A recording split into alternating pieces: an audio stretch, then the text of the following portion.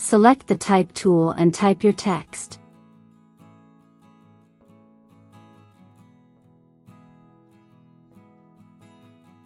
Adjust the text color. And pick a stroke color.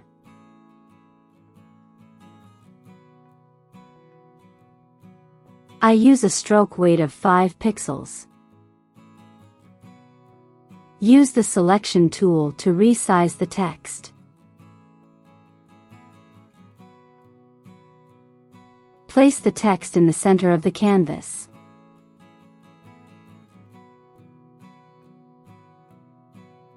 Go to Effect, Distort and Transform. Transform.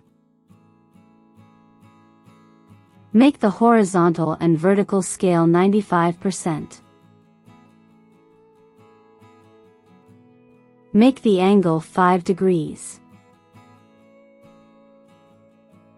Make 50 copies.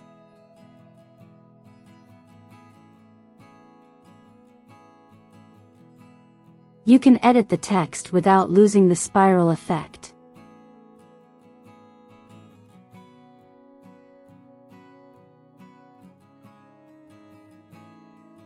And that's how you create this text spiral.